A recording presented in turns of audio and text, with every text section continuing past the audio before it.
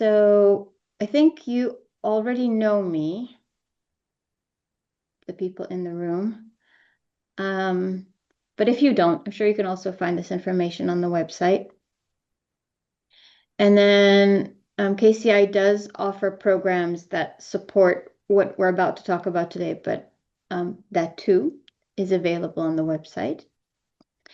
And what I want to start with is I want to kind of just check in with the people in the room. If you don't mind taking a moment and sharing of your experience. What is your personal experience with people who are neurodivergent or with neurodiversity in general? Would you mind sharing why you're here, if it's just a curiosity, if you have personal experience with this, in what way, anything you're willing to share?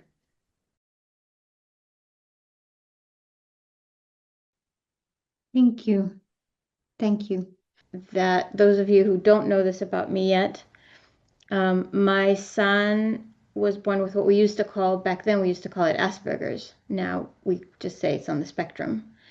And raising him was just the most amazing and difficult, one of the most difficult and rewarding and beautiful experiences of my life. It changed me thoroughly. In my journey with my son, in our growth journey, I think he was the best teacher I could have had to learn about how to navigate threat, which is what my life's work is about. So in a way that started with my son. Um, and I'm just deeply grateful, but also feel a very strong drive because my son is now a very well regulated, self-fulfilled, um, just empowered human being who knows how to be himself, maintain his boundaries, but at the same time navigate his relationships with the world in a way that's, I think, very, very healthy. Not that it's not hard for him. It's hard for him, just like it's hard for all of us. He's got his own way, his own, like, it has its own shades and colors, the what's hard for him, but um, he's navigating it beautifully in a way that I think most people wouldn't even know he's on the spectrum. So, um, I'm saying that not because it's great to hide, and he doesn't hide it. He's very clear about who he is and what he brings with himself. I'm saying it because he is so emotionally reflective. He's so capable of reading emotional signals in others and being attentive and navigating some of the things he's absolutely not supposed to be able to navigate, like according to the definition of his condition. um, he's not supposed to be able to do these things, and yet he's doing them. So I think a lot of what I feel is important is to start asking some questions about what do we actually know? What don't we know? What can we navigate? What is not changeable? What is changeable in this domain? And what can we do as coaches to support people in this respect? I think we misunderstand this domain. We don't understand what it is. And because we don't understand what it is, we don't know how to support people um, to cope well with a crazy world. And I want to make a clear distinction right off the bat that there are two areas here that we're talking about, really. We're talking about neurodiversity and we're talking about people who are neurodivergent. And I'm assuming everyone listening to this knows the distinction, but I want to make the distinction in a slightly different way. So neurodiversity is really the acceptance, I think, of others, right? The acceptance of people who are different than me. So I'm saying it's not, this emphasis is not unique to people who are neurodivergent or to people who meet people who are neurodivergent. It's true in general, just our capacity to accept the other, the different.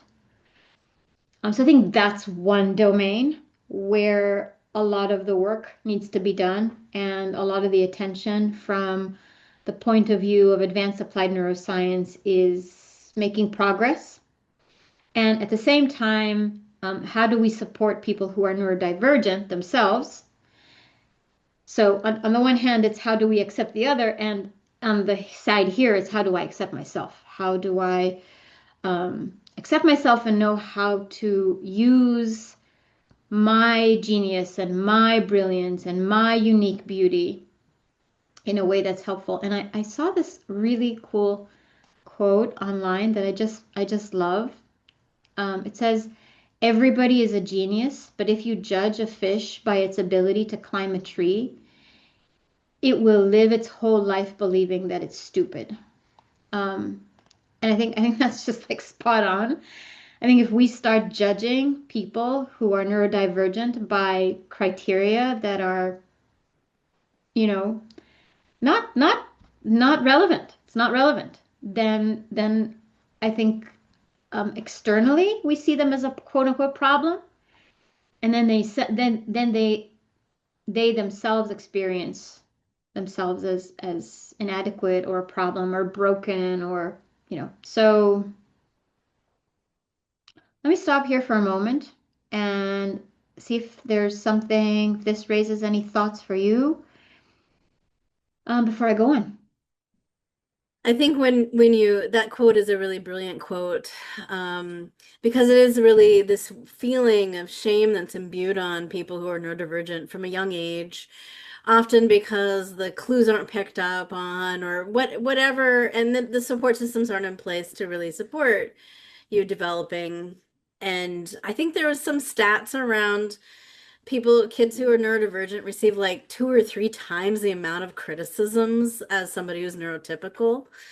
So it makes a lot of sense why like that shame burden is so high because we're trying to make a fish climb a tree, right? And that's not gonna work.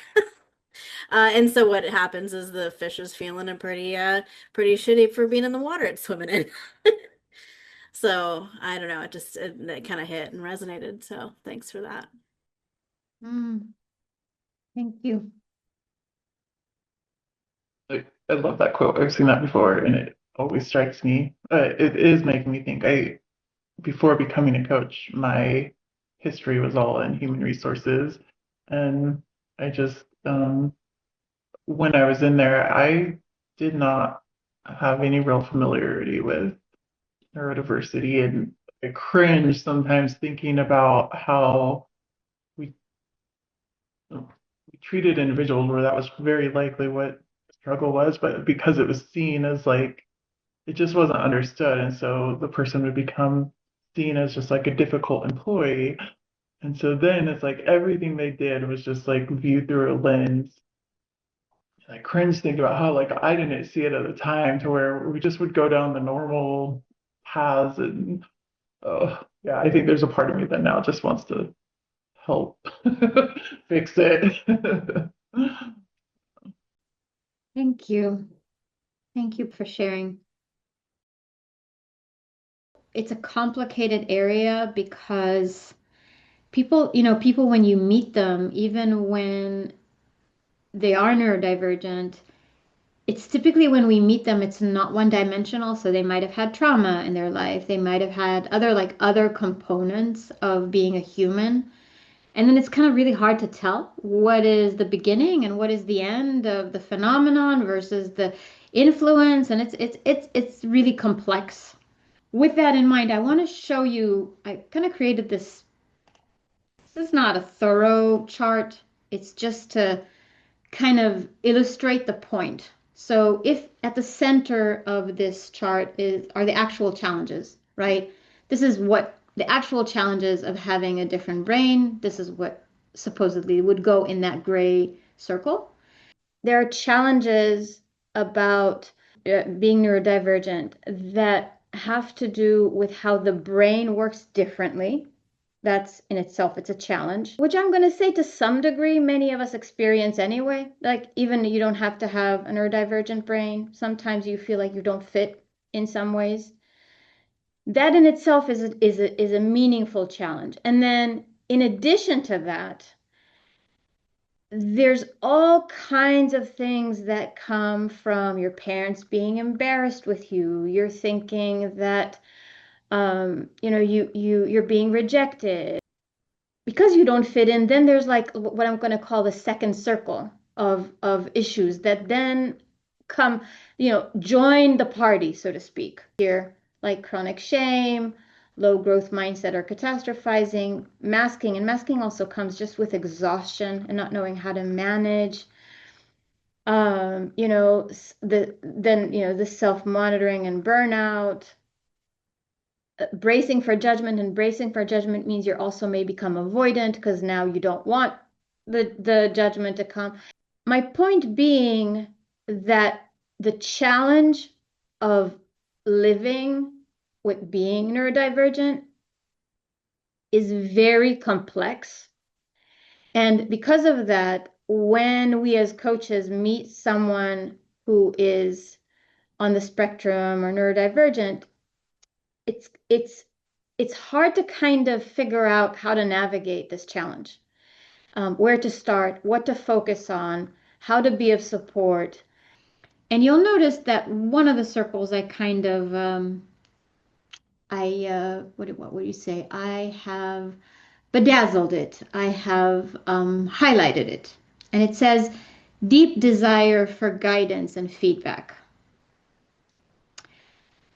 So there's all of this going on, right? There's the complexity of the actual challenge, which is that you have a different brain, which I'm going to make it kind of really simple and say it's a little bit like being a lefty in a right-handed world. You don't fit in. The world is not designed for you.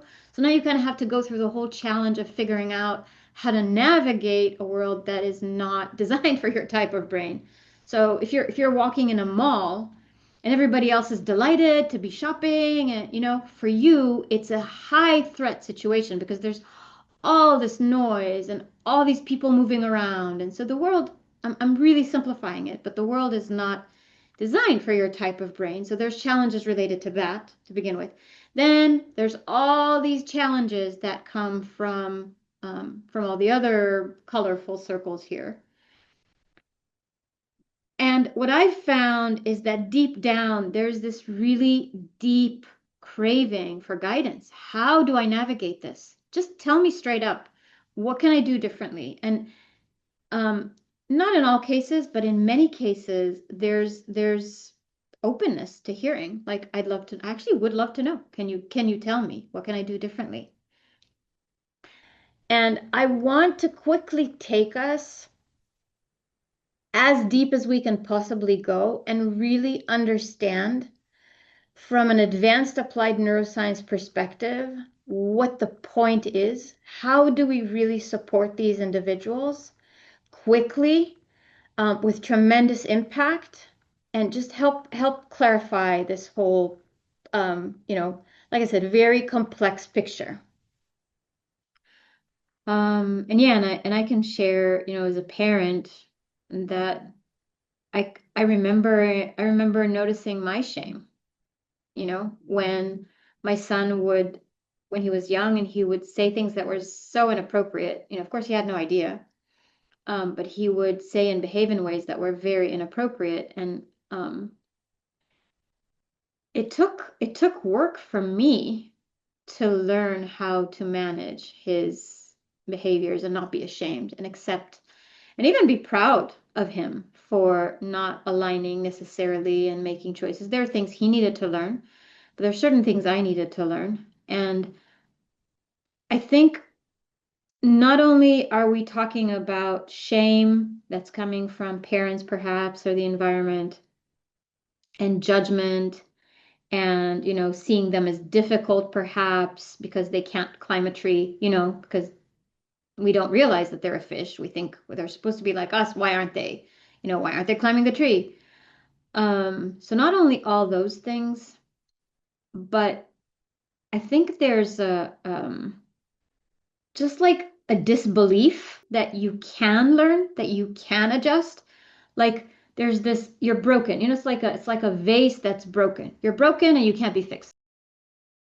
What I mean by that So originally, those of you who've lived with it long enough or have worked with clients long enough may be familiar with the fact that it used to be almost like when if your child was born and they were on the spectrum, I know this from a parent perspective, it was it was like finding out that your child was born with some kind of a terrible disease.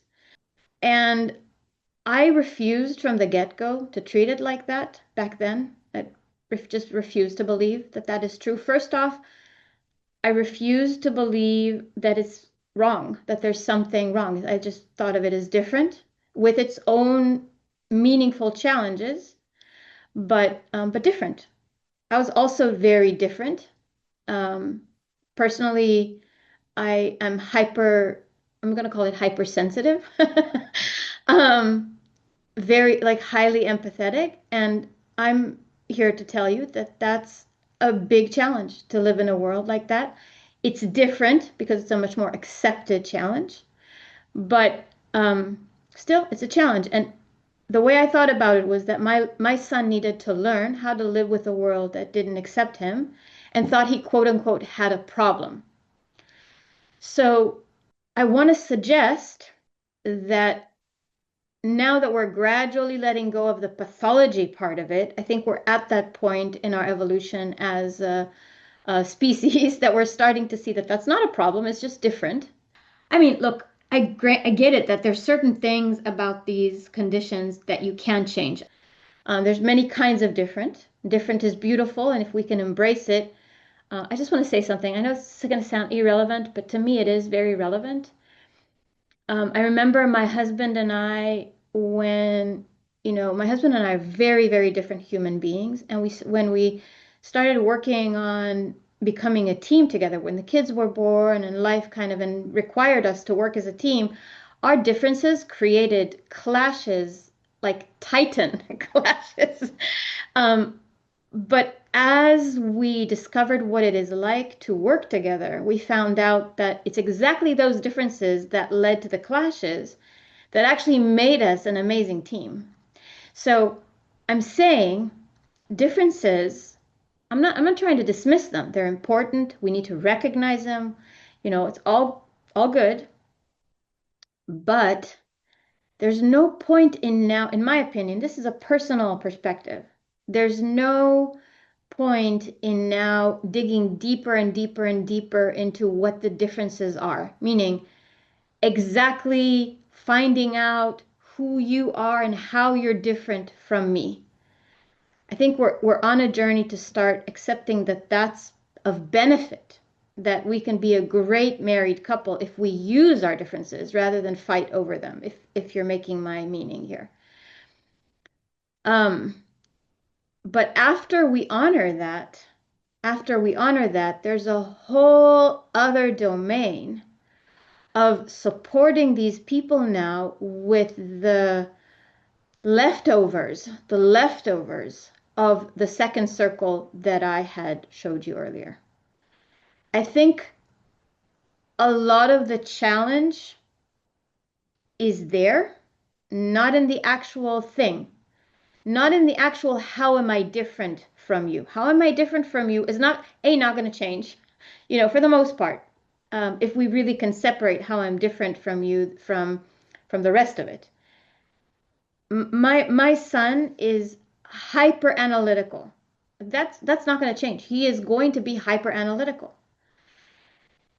How does he live with the rest of the world with being hyper analytical can change. He can learn how to negotiate that. And then all of the emotions that have to do with shame around it or loneliness and the sense of not fitting in, there's a lot of baggage that comes with this that um, that can change, but we need to look in the right places.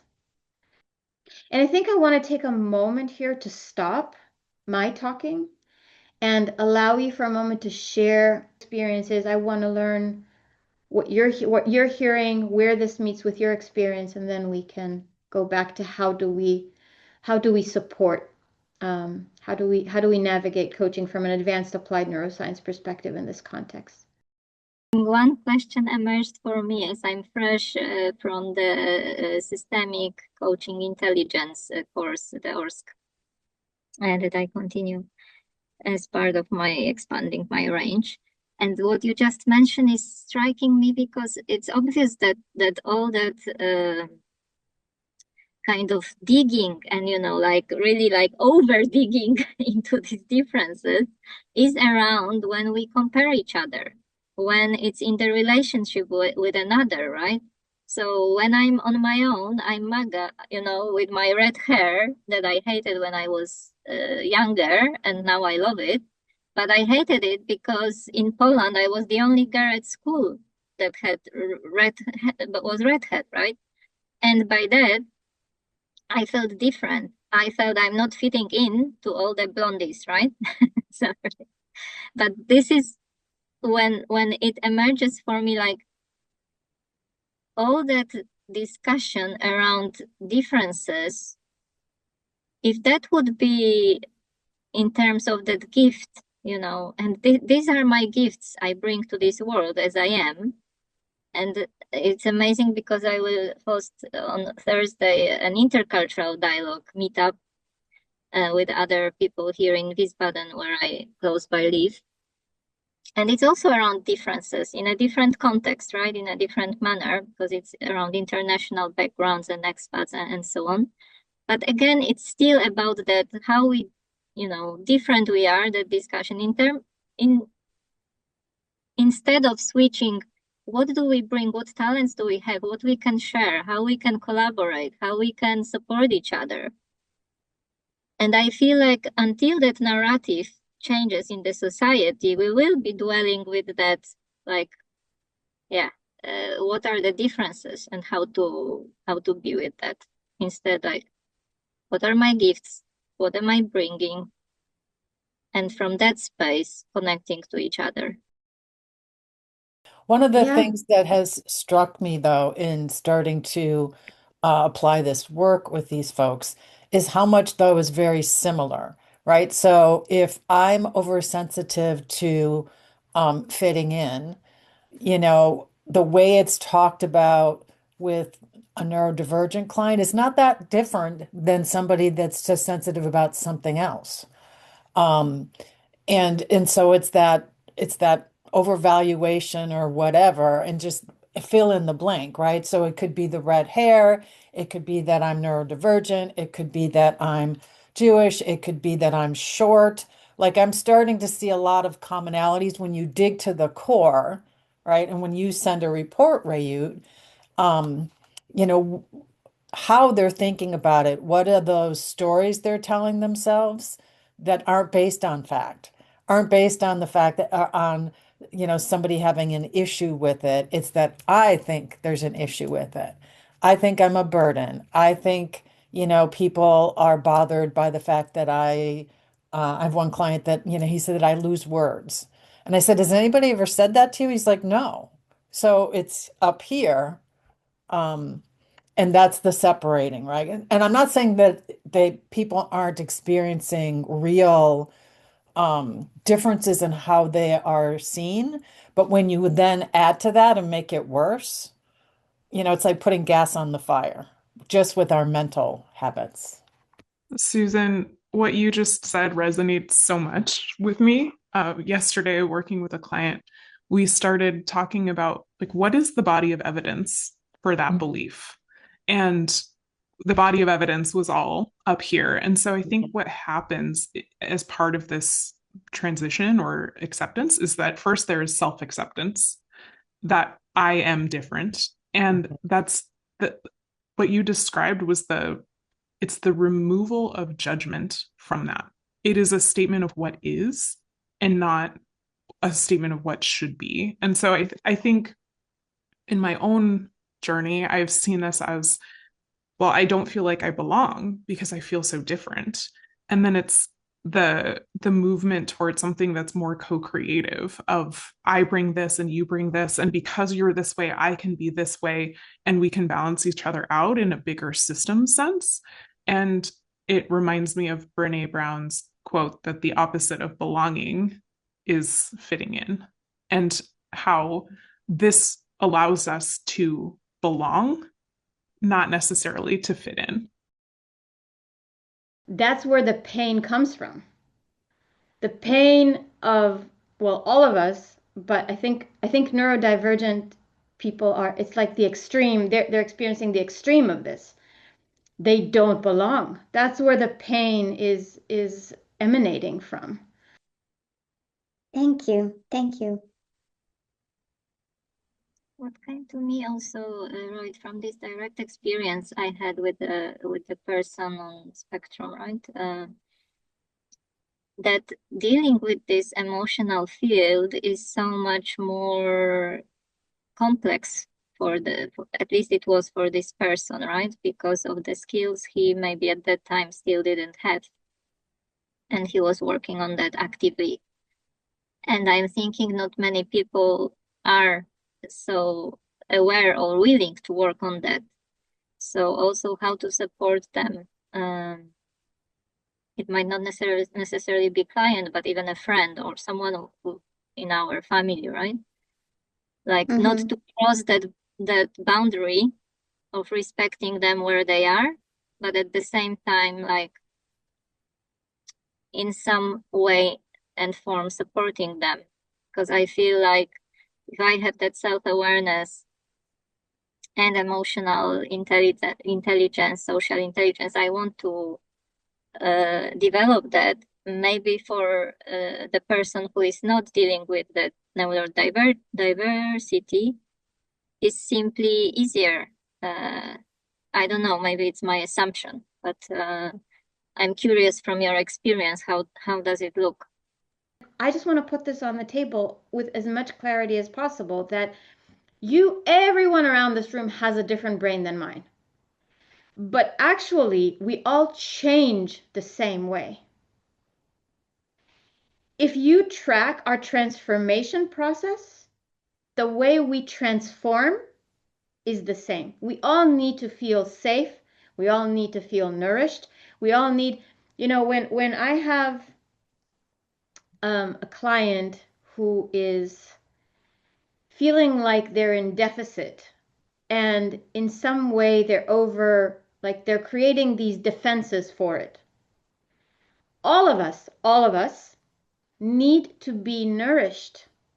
We need to get the skills that we don't have. We need to feel safe again, not safe again with the world just. We need to start feeling safe again that we trust ourselves. These things they're true. They're true if you're neurodivergent or not. They're always true.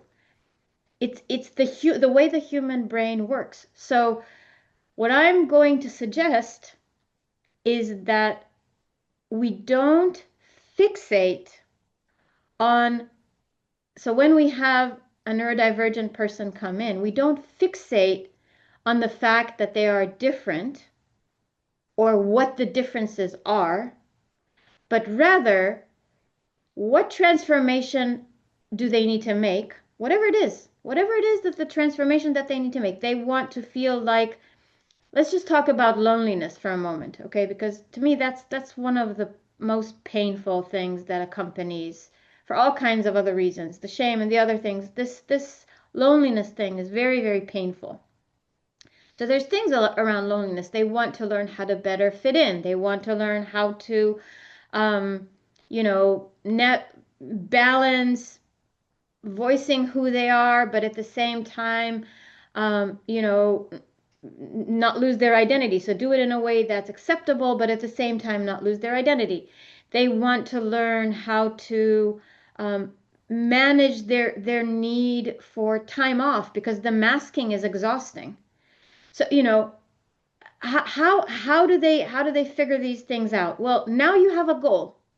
Now you've figured out what do they want to achieve. So all these things bring out emotional discomfort. The way we interact with emotional discomfort, all of us, neurodivergent people included, but all of us, the way we interact with emotional discomfort are some of the stickiest and hardest to change patterns in the brain because they're linked to emotional memories and they're linked to threat. And when patterns are in the brain are linked, that's like these are like the strongest glue. Think about like the hardest, best super glue you're going to find in the store. That's what those patterns are made of. So I just want to share that if you want to learn more about how to change patterns, how to what we call unlearn. So unlearn is like finding the stuff that will release the super glue, right? I'm really simplifying it, but basically that's what we mean by that. So if you want to learn more about how to release that super glue, how to change those very, very sticky patterns, please look further into our programs, not because I'm trying to sell you on it, but this isn't about just adding stuff. It's also negotiating with the existing because the existing is linked to a repertoire, a very, very rich repertoire of emotional memories, which are, like I said, linked to threat. So unless you learn how to untangle that, you're gonna find just adding is not enough. And if you want to learn more about that, by all means, look us up. Susan, myself, there's other KCI certified coaches who are advanced applied neuroscience coaches. So I'd invite you to learn more about that regardless. I want to say that the end result that I want to invite us to consider is that we all of us, but in particular, people who are neurodivergent need to become a learning machine. It's when I don't accept myself for who I am, when I have this like learned helplessness, or I tell myself that I can't, or if you go through the second circle that I had outlined a moment ago, you'll see that those all obstacles block us from actually engaging with the world in a way that says, okay, so I'm different. And I love how, what Susan said. I love how, we talked about the fact that I'm different is one thing. But if I accept that I am different and now I can navigate that, if I tell myself that I can navigate that, then I can navigate that. I know I'm not trying to be simplistic, but now the question becomes, what are my skills to better navigate this?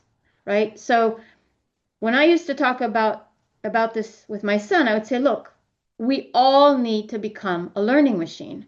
What do you need? What do you need to better navigate this interaction with the universe? I'm sharing this because as coaches, sometimes we're a little confused about what can and can't change. And I think to some degree, it's our own biases that are blocking us from being able to see that there's a lot that can change. A lot. There are certain parts that have to do with how their brain works, sure. But there's a lot that can change and that we can provide new abilities to support them. And I'd love to hear a little bit from you, kind of your experience. Are you noticing that? Are you noticing that there are things that can change that are sometimes being perceived as if they can't? I think in general, especially when we're thinking about autism, people think of people with autism as being especially rigid and stuck in their ways and stuck to routine and such. And which can certainly be a place where people can kind of cling to, I guess, is a kind of a way. But I also feel like I've seen people reflect on how they can become more other oriented if they're maybe more internally oriented, or and like to understand they might need a little bit more explanation and be more direct, right? Like a lot of information that we get in the world, and I say they, but honestly I kind of mean we, right? Like we need to be more direct in general. And a lot of things is about reading between the lines. And so the more that we can be really clear, and it's hard sometimes to be clear because we're not clear ourselves. Like a lot of these things operate at an unconscious level for us. So the more that we can make those things apparent. I think in terms of knowing what can and can't be changed, that does come up for me sometimes in coaching. One of the people I've been coaching for quite a while, she has ADHD, and I've seen at times, or at least my sense of it, is that it's been very helpful for her to know that and to like be aware of what that means for her and how she operates. And then there are times where it's like I can sense that maybe what started as validating, like sometimes becomes a limitation where like it's almost like assumed that this is how it is, um, um, and that's helpful for me to see on a personal level too, because I can recognize that in myself. I didn't realize how much I must have been carrying, like how much stigma I must have been carrying around what it meant to be on a spectrum.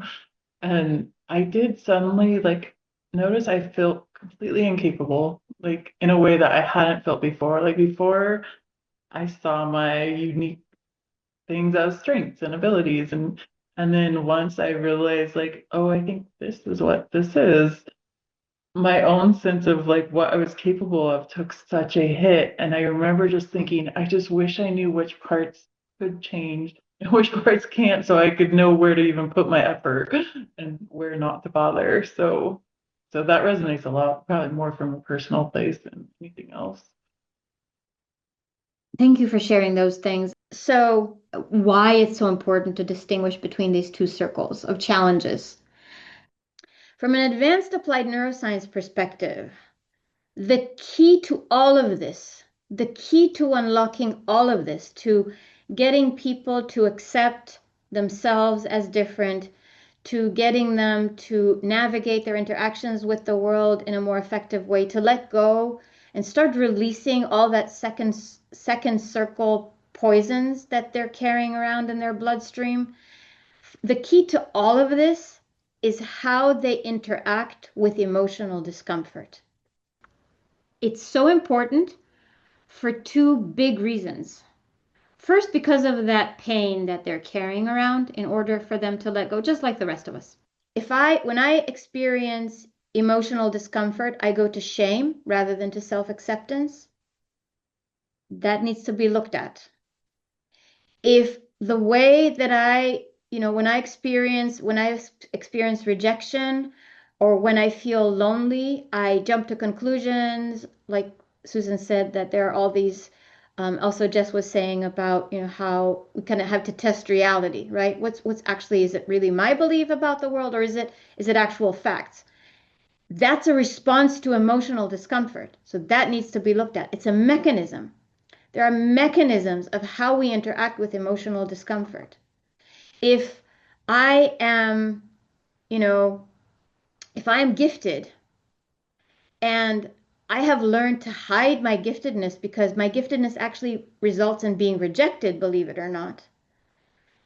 And that creates in me a sense that I don't belong, and that creates in me a need to change who I am. So now I also have a challenge with my identity. There's all these complications that are not actually the complications themselves. You're going to find a variety, million colors and shades and colors of what the complications look like.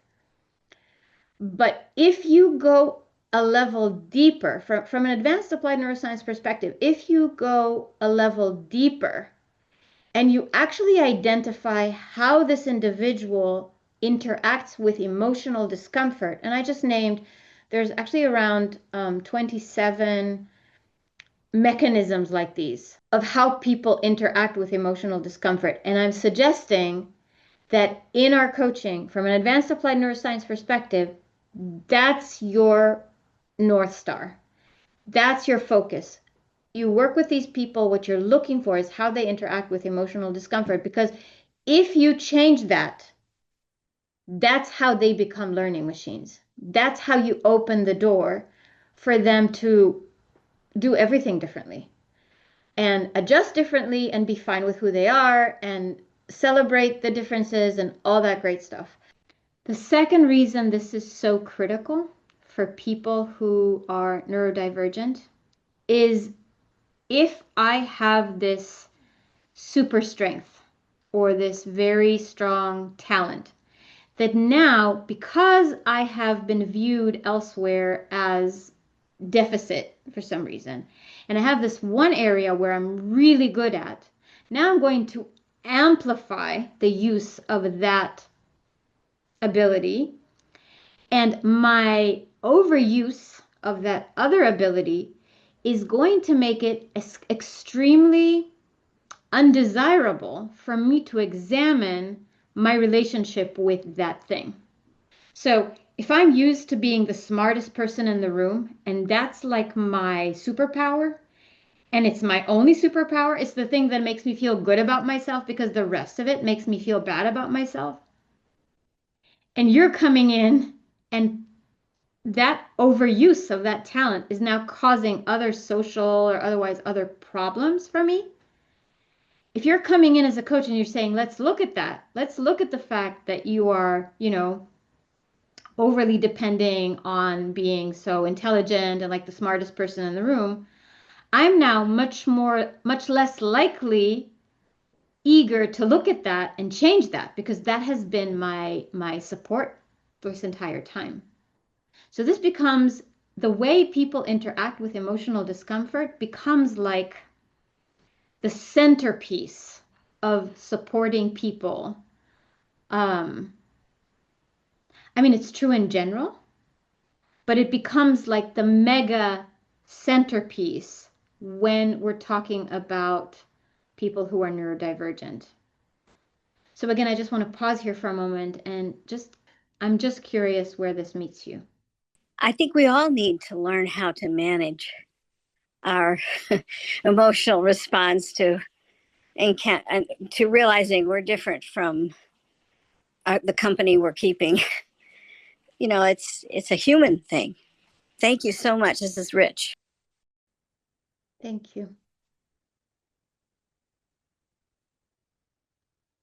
What's coming up for me is what you just landed on, is that it's about the capacity and building the capacity for emotional discomfort without necessarily like rushing to fix all of the things, because it's not about all of the things. It's about, well, where I landed with a different client yesterday is on the structure. Like let's build the structure so that the capacity can grow to expand into it, instead of feeling like all of the nebulousness of this emotional discomfort and not knowing where to start. Thank you. And when you talk about the emotional aspect, I think that is such a universal application that no matter which aspect you're in, no matter what you're looking at, the way you navigate your emotions during difficult times can changes our relationship with what's actually happening. So yeah, I think resonate a lot. I think where I come from, a lot of people are not diagnosed, and it's not something that is very openly spoken about from my circle and the people that I meet with. And so I'm actually feeling, relief is too big of a word, but I'm feeling this, oh, well, it's okay. That I might sense that somebody might be neurodiverse, and I've been wondering how I should be dealing with this differently. But I'm recognizing that I am able to identify, what you call, I think, the second circle. I do identify those, and then we do actually go into that without necessarily having to go into overdiagnosis on being able to name it. I name it to the point of where it's a normalization and we're building the vocabulary for what I'm feeling and I've not been able to articulate. And once we able to do that, we can, move into, so what am I going to do about this? And I find that it's a relief to clients when they're able to articulate and then move on to, so what am I going to do about it? And that I'm not the only one that struggles. Thank you.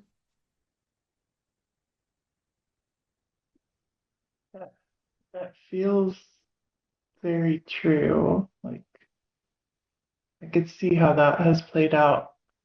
And also, I'm feeling curious to hear you talk more about the two things you just said and like how they relate with the emotions, and then also that like overuse strength. Thank you. I think it makes a lot of sense that when we're overusing something, that can be a real vulnerability. It can blind us in a lot of ways. I don't really like that term, but like it can really make it very difficult to kind of get at things, because it's sort of, we filled up our whole frame with this over thing, whatever it is. And so it's hard to squeeze in some perspective in that frame. But it's also the most important work. And I think it's good to have the analogies and the storytelling to really help people see themselves through others, because it's sometimes almost impossible to see it when it's you overusing something. Or something that you've been lauded for all your life suddenly becomes the thing that's not working anymore. Thank you. Yeah. Yeah, so maybe let's build some context into this. So for example, my son, being on the spectrum, for him, he was just extremely knowledgeable, and he's very good academically. He's very good, he still is to this day, very good at collecting knowledge at capacities that are beyond anything. I mean, it's like 10 times more than me. It's just like way over, way over anything that is reasonable for most of us.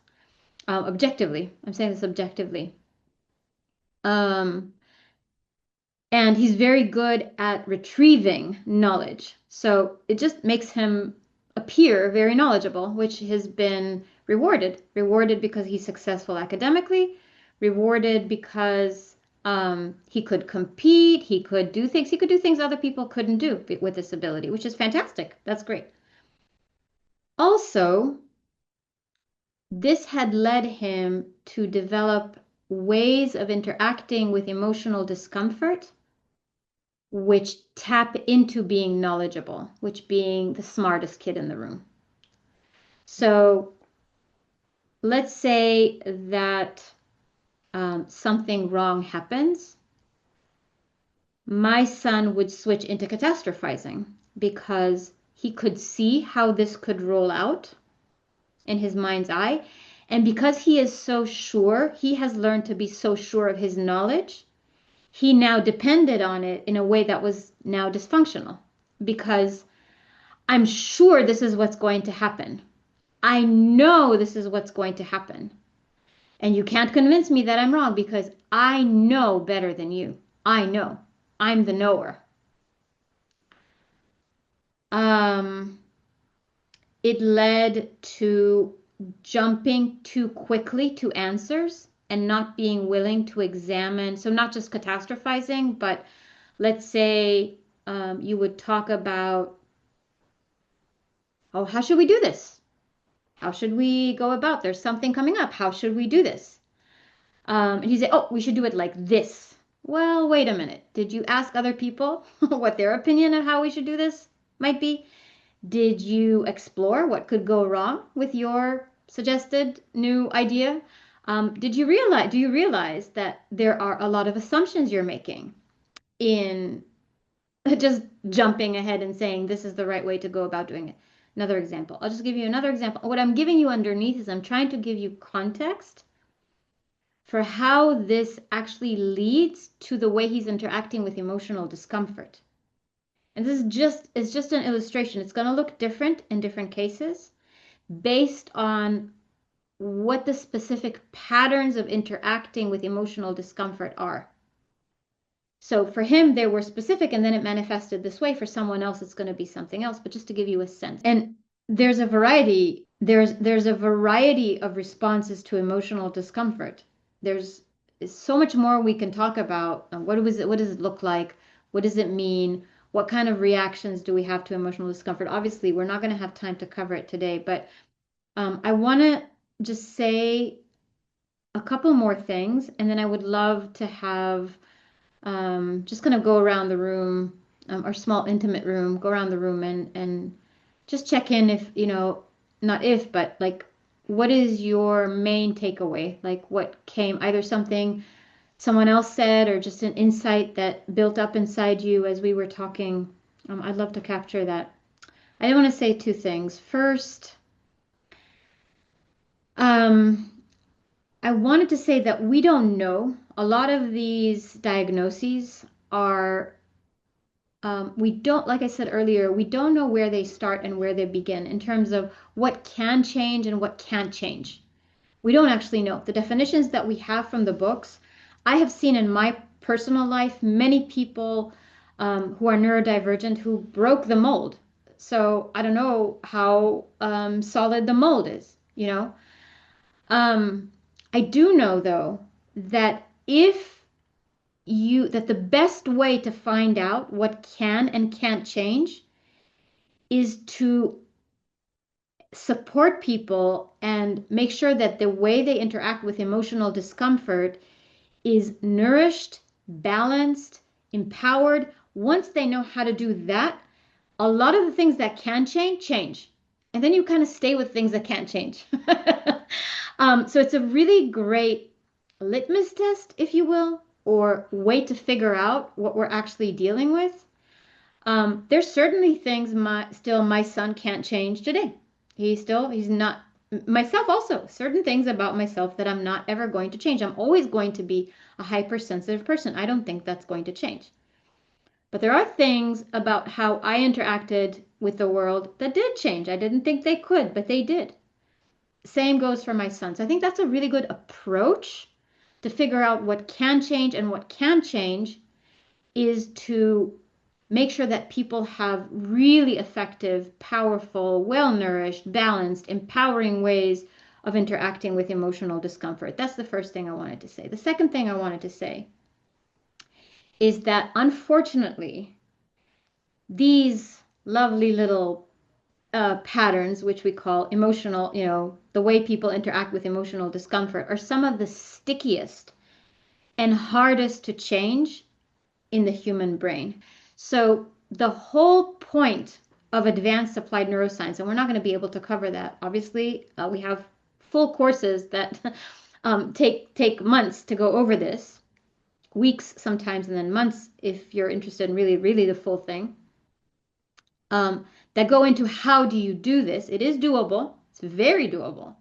But you need to know how to do this. You need to know how to break down this super glue. It can be done by traditional coaching, but it just takes a really long time, and it's very hard and very demanding.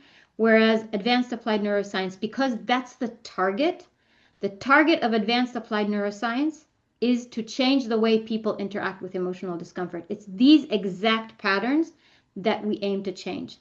So because of that, we're very good at doing exactly that. And it makes a really big difference. So if you want to learn more about that, I just wanted to put it out there. So you know there's more to learn in case you're curious.